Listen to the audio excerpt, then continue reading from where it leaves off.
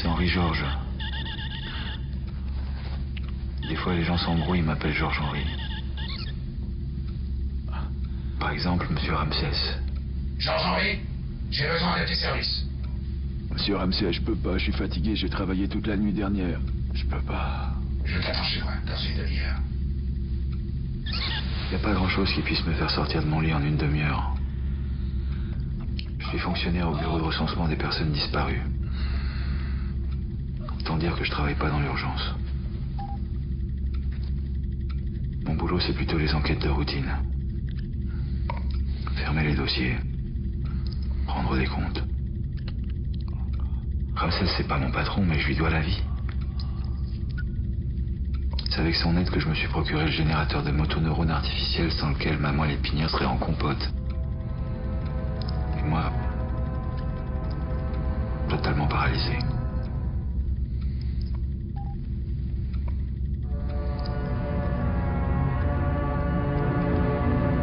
Peut-être pareil, ça pèse lourd. Pourtant, ce jour-là, si j'avais su ce qui m'attendait, je serais resté chez moi. J'aurais peut-être eu Ramsès sur le dos, mais je campaderais encore parmi les gens normaux.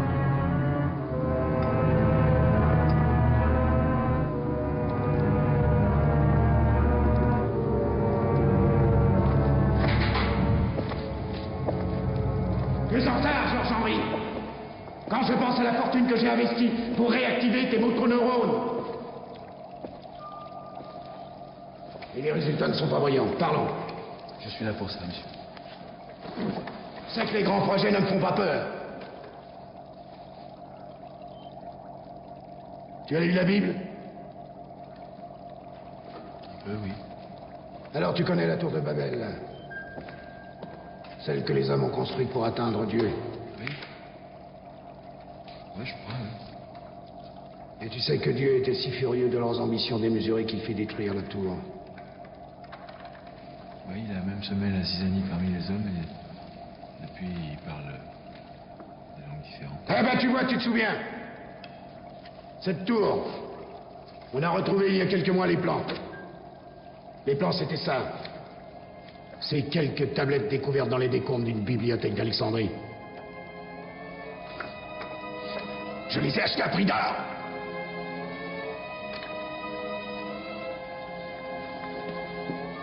Et j'ai décidé de faire reconstruire la tour de Babel. J'ai acheté le terrain. J'ai cherché le meilleur des architectes. On m'a parlé d'un certain Sartorius. Un type formidable, dit-on. Dès que je lui ai parlé de mon projet, il est devenu complètement fou. Il a mis tout son cabinet sur le projet. Il a fait construire une maquette. Il a démarré les travaux. Et un jour... Chut, plus personne. Regarde bien. C'est lui, Sartorius.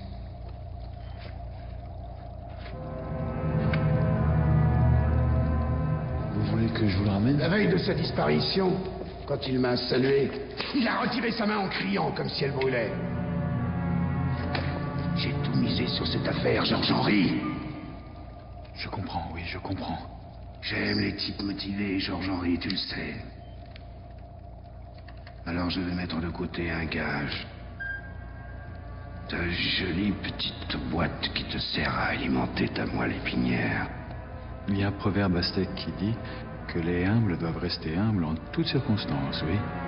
Ce salaud de Ramsès se fait des couilles en or avec un trafic d'organes humains. Avec tous ces trucs qu'on prélève sur des pauvres pour prolonger les riches ou quelques types comme moi.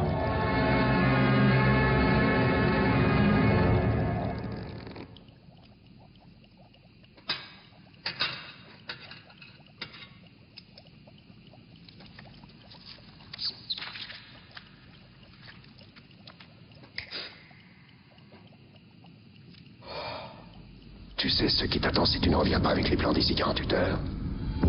La paralysie totale. Lentement, la force musculaire diminue, des pieds vers la tête. Puis ce sont les sensations du toucher qui disparaissent. Une impression d'engourdissement, comme si ton corps ne t'appartenait plus. Ensuite, ce sont les muscles respiratoires, une asphyxie progressive. Enfin, quand le cœur s'arrête, le cerveau privé de sang meurt très rapidement.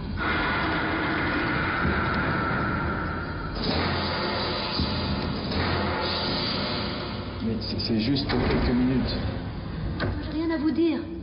Mon mari n'est plus là. Oui. Écoutez, il vaut mieux que ce soit moi qui le retrouve.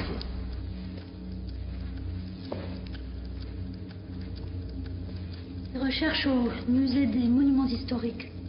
C'est ça qui l'a transformé. J'arrivais plus à comprendre ce qu'il disait. Il parlait de cet archiviste, Henriette Fletcher, comme d'une divinité. Il délirait sur les Écritures. Le châtiment de Dieu, lui. Mon mari n'a jamais été un mystique. C'est un homme concret. Un bâtisseur. Il n'a qu'à regarder ses mains. Ces dernières semaines, nous n'avions plus de relations conjugales, à proprement parler. Il me révulsait. Il passait son temps là-dedans. Quelquefois, je me réveillais au milieu de la nuit. Je me retrouvais allongée sous les rayons. Un soir, je le désirais. Je m'approchais. Je l'embrassais. Je trouvais sa langue aussi insensible qu'un caillou. Et son haleine était glacée. Alors j'ai envoyé consulter un médecin. Il était malade? Le laboratoire nous a renvoyé ceci. Les cellules prélevées sur son épiderme étaient en pleine mutation. Les biologistes n'avaient jamais vu ça.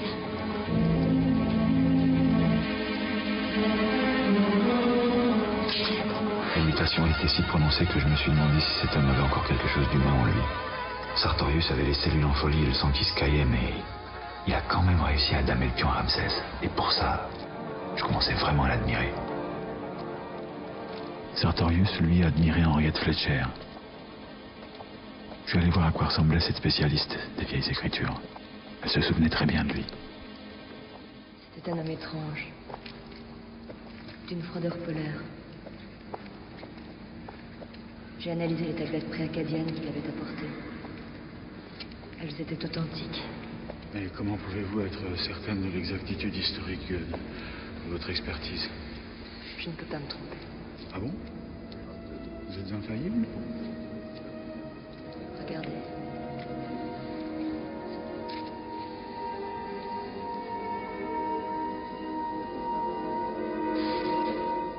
C'est un émetteur-récepteur spatio-temporel, à distance quasi illimitée.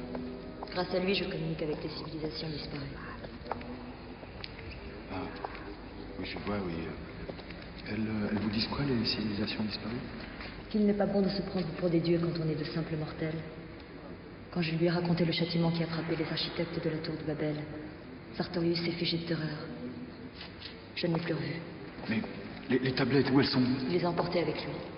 Là, j'imagine que vous avez alors demandé à vos correspondants de l'Antiquité où ils se trouvaient. C'est ça? Negomo, Tetipovas, Atsetu, Toka, Eshtoxekuvaspa, Kekos, Atestemovine Kikitrunan, Tlazutido, Nene, Nimode, Yadu, Nukune, Uvazatsetu, Toka, Eshtoxekuvaspa, Tlazutido, Ponene. Le jour où je me suis mis à me poser des questions, c'est quand on a mis le dernier étage sur la maquette. On était dans son bureau, il avait l'air tout drôle, là, tout chose, alors je lui ai mis la main là sur l'épaule. On aurait dit un bloc de glace. Il a sursauté, et il a regardé le plafond en disant « Ne me punis pas, j'ai payé, ne me punis pas !» Mais il parlait à qui? Bah, je sais pas, il était complètement disjoncté. Un projet rudement bien, hein. Dans un an, on aurait le bâtiment le plus gigantesque que les hommes aient jamais construit sur cette planète. Il devait donner l'ordre de construire les fondations, là. Où c'était? Là, derrière.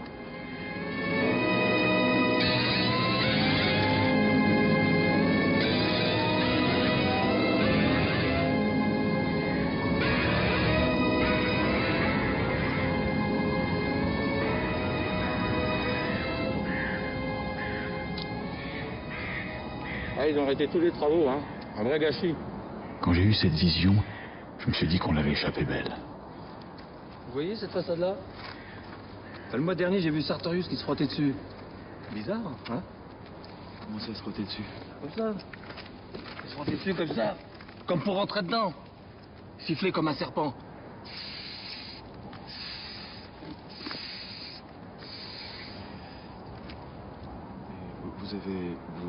Vous avez fait quoi alors?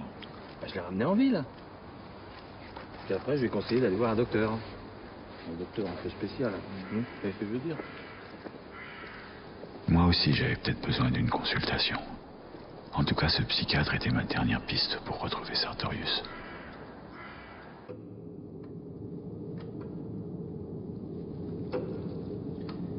Et ce sentiment d'absence, vous l'avez depuis longtemps? Nom de Dieu, docteur Le Fou. Le Fou, c'est pas moi, c'est Sartorius. Ah. Un cas intéressant. Très intéressant. Et qu'est-ce qui s'est passé? Je l'ai hypnotisé. Vous l'avez hypnotisé? Allez, détendez-vous. Ne pensez plus à rien. Détendez-vous. Ne pensez à rien. Dormez. Dormez. Oui, dormez. Vous dormez. Dormez. Pardon. C'est votre Sartorius qui devait dormir. Alors, il s'est endormi? Comme un enfant. Et j'ai vu. Vous avez vu? J'ai vu la racine de son mal. J'ai vu.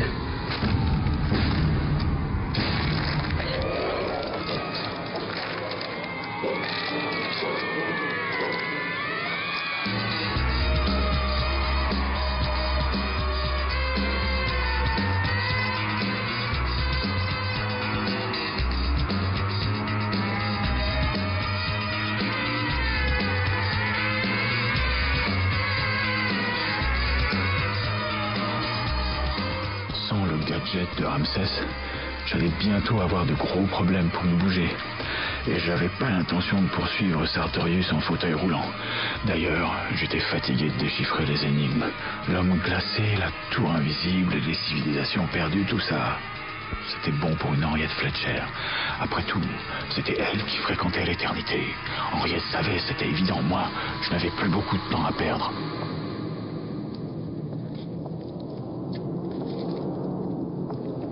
Je vous jure, je ne sais rien. Oh, la merde! Je ne pouvais rien pour lui. Mais pourquoi? Sartorius est un mutant.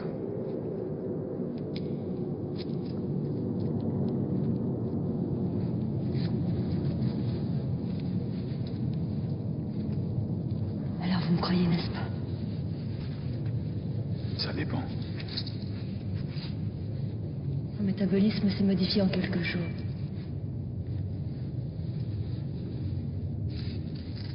Sois plus précise. À l'heure actuelle, son état correspond à ce que seront les êtres humains dans plusieurs millénaires. J'ai été contactée pour l'aider à traverser cette épreuve. Depuis 1 an, j'ai des conversations télépathiques avec des civilisations disparues. Nos ancêtres. Ici.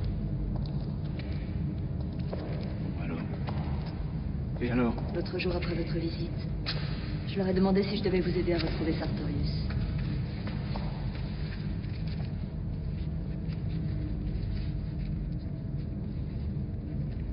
Parce que vous savez où il est? C'était comme si j'avais plongé dans un océan de lumière. J'ai eu un éblouissement. Et tout à coup, ils étaient là. Mais qui? Juste au-dessus de mon visage. Qui ça? Des entités extraterriennes. Un bon enquêteur ne néglige aucune hypothèse. Celle-ci me paraissait énorme. J'ai suivi les indications de cette folle. J'avais pas vraiment le choix. Il y a des millions d'années, ces êtres ont décidé de lancer un programme génétique nouveau. C'est ainsi qu'est apparue la vie sur la Terre. Nous, les humains, nous ne sommes qu'une des facettes de ce programme. Une étape en quelque sorte. Une étape presque dépassée. Eux savent exactement quel sera le futur de l'humanité. Mais nous, dans notre orgueil, nous croyons que nous sommes immuables. Nous ne le sommes pas. Ce qui arrive à Sartorius le prouve. Sartorius! Pour une raison encore indéterminée. Sartorius! Sartorius a amorcé la prochaine mutation. Il est maintenant presque arrivé au stade où sera l'humanité dans quelques siècles.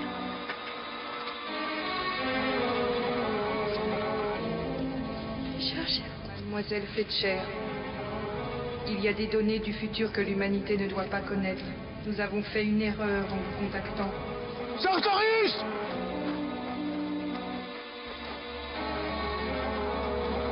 Sartorius!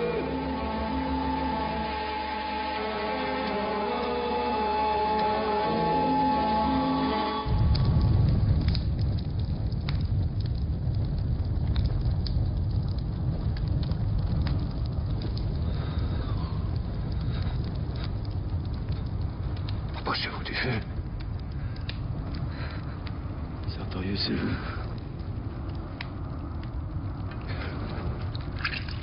Approchez-vous du feu.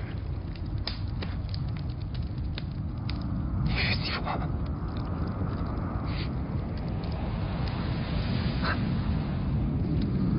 Vous êtes malade. Je ne suis pas malade. Je ne fais plus partie de votre espèce.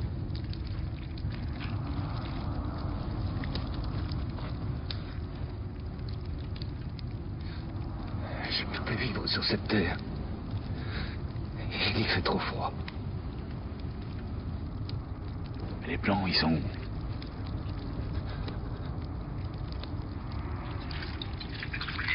Je les ai rendus au feu.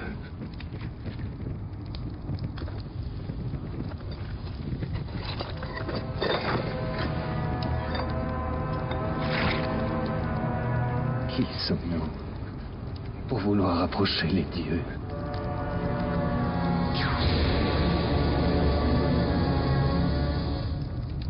Ne bougez pas. Retenez votre respiration. S'ils vous découvrent, ils vous emmèneront.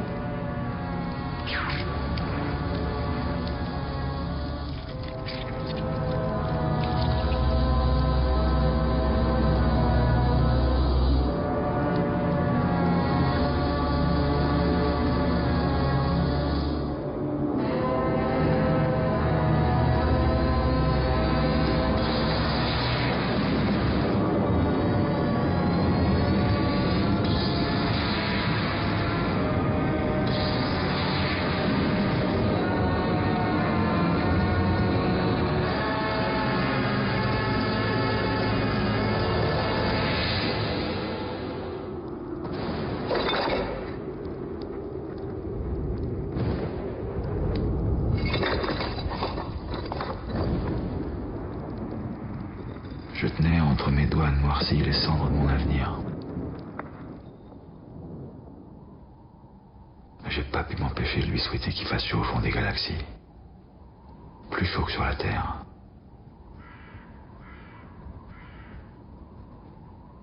Et je suis resté là, sur les lieux mêmes où Ramsès voulait reconstruire la tour de Babel. Le jour et la nuit se succèdent. Je ne bouge plus. Seul mon cœur bat, irriguant mon cerveau. J'espère qu'il battra longtemps. J'ai encore beaucoup de choses à comprendre.